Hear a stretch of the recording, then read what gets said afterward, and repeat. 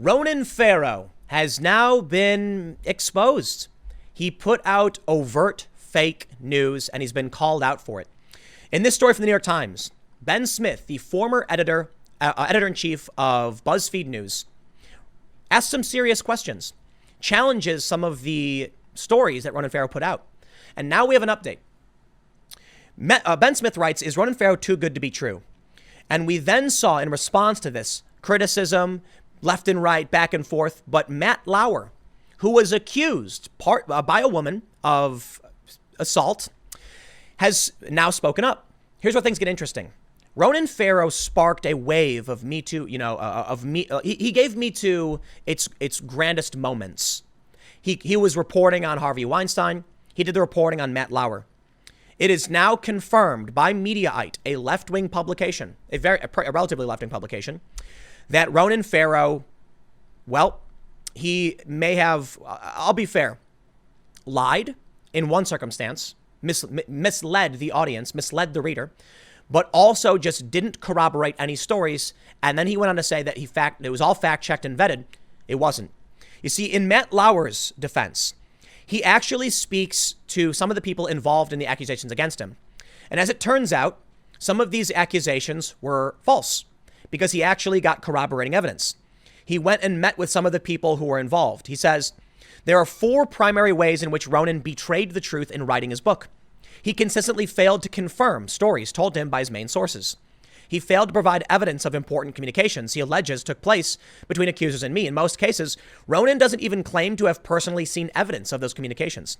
He used misleading language to manipulate readers into believing things that could easily be false or were at least unprovable. In some cases, he undeniably withheld information from the reader that would call the credibility of sources into question. 4, he routinely presented stories in a way that would suit his activist goals as opposed to any kind of journalistic standards. Ben Smith's critique of Ronan Farrow describes a toxic, corrosive, and still vibrant Trump-era pathology. Resistance journalism. Journalism's dead. But there is quite possibly the best example of fake news journalism in Matt Lauer's story. And I'm going to show you this. This is one of the most amazing things I have seen because it even confused me. I wonder if, here we go. Check this out.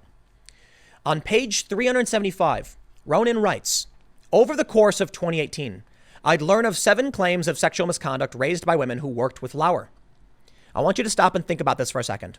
This sentence is the perfect, masterful, dare I say, I am impressed with Ronan Farrow's abilities here. You know, look, I grew up in the hacker community.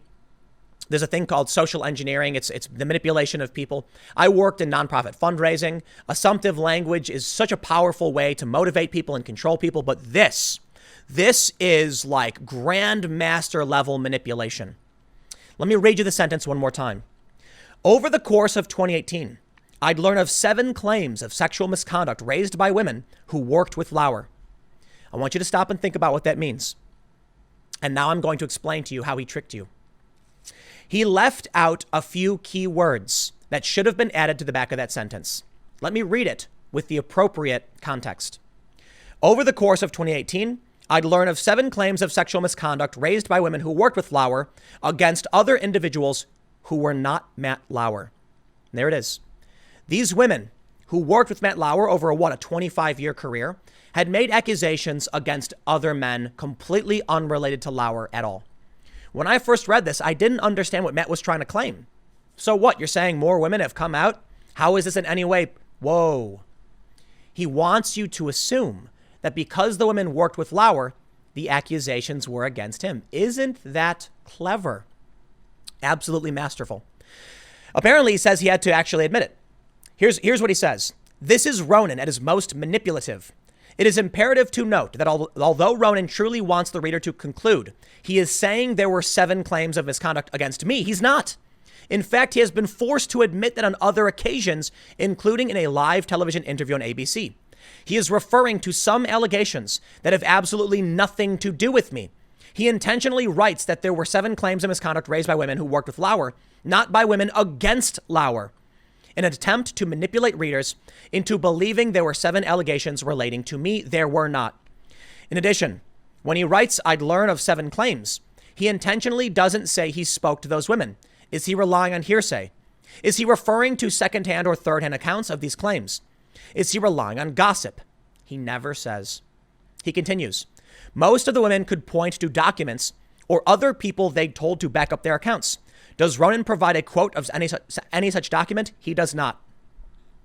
This is the perfect example of resistance journalism taken to its logical conclusion. People who have learned that they can just find someone who is hated or someone in power, allege a conspiracy to protect those in power, and it would work. The Me Too movement was powerful.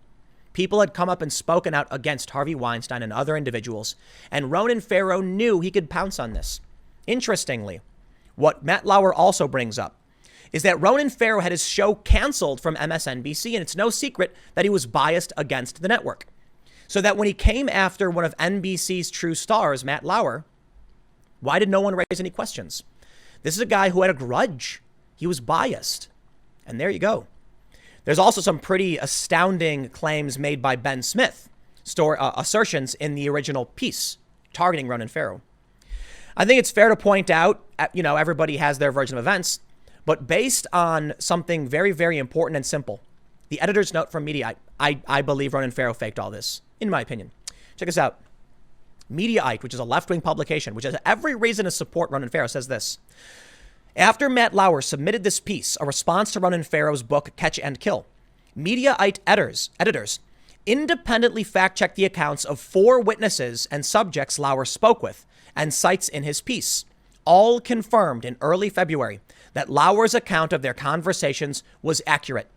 As with all Mediaite opinion pieces, the views expressed in this article are those of the author. This is terrifying, horrifying precedent. Matt Lauer explains how this book that Ronan Farrow put out, the Me Too movement, grandstanding book, could have easily been shut down, but nobody wanted to speak out against it. The 4 people that Matt Lauer spoke with easily confirmed that Ronan Farrow was wrong.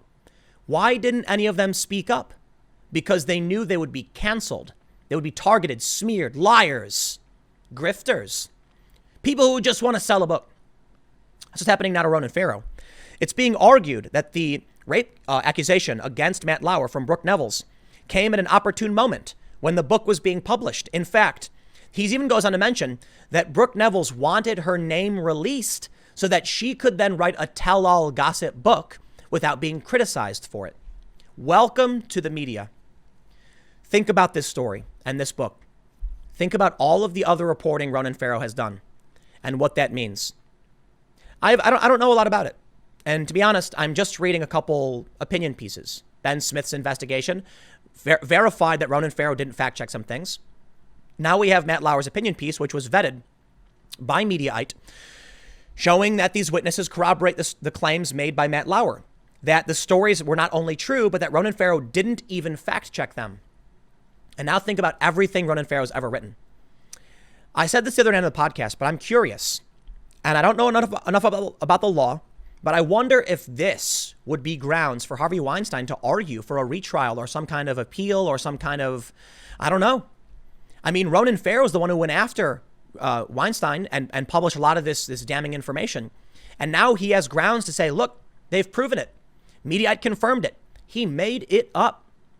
And this is a lot of what we use, a lot of the basis. Now, I understand a court, a real trial has hard evidence. They wouldn't necessarily go off gossip. But a lot of these statements are now called into question. A lot of these accusations will be called into question. And without corroborating evidence, I wonder. So again, I'm just speculating. I don't know enough about it. But here's what I want you to do. Think about how famous Ronan Farrow became from this. Think about all of the interviews he's done, the best-selling book, everyone who's bought it. He was a champion, a celebrity journalist. They called him the most important investigative journalist in the country. They said that he had to leave his job because NBC was trying to put the kibosh on his investigation and all these things. It was the perfect narrative. He's just smarter than the rest of them. Ronan Farrow is one of the best media personalities. He really, really is. I'm not saying that to compliment him. I'm saying he understands how the system works. And that's why I mentioned Glenn Greenwald's, story and how Ben Smith brings up what he's doing. This new toxic culture of resistance journalism. These are people who are grifters, who have figured out how to infiltrate media companies. They don't care about the politics. They just want to sell books. And you know what's scary? They've convinced you that we're the grifters. The independent personalities who call this stuff out, who challenge the establishment and the liars and the fake news. We're the grifters, they say. Not true at all. It's just fake. While there are grifters, for sure, on the right, on the left, independent grifters, the reality is the people who have infiltrated media and done things like this have figured out how to monetize and manipulate stupid people. And it works. And one way they protect themselves is making sure all of the stupid people think, believe, know that those trying to expose the liars are in fact the grifters themselves. The independent personalities who challenge this, the members of the intellectual dark web who have calm, rational conversations, they're the grifters. They're just exploiting stupid people and Trump supporters. Nah, man. Nope. Sorry. It's your guy. I'll leave it there. I'll see you all tomorrow at 10 a.m. in the next segment. Thanks for hanging out.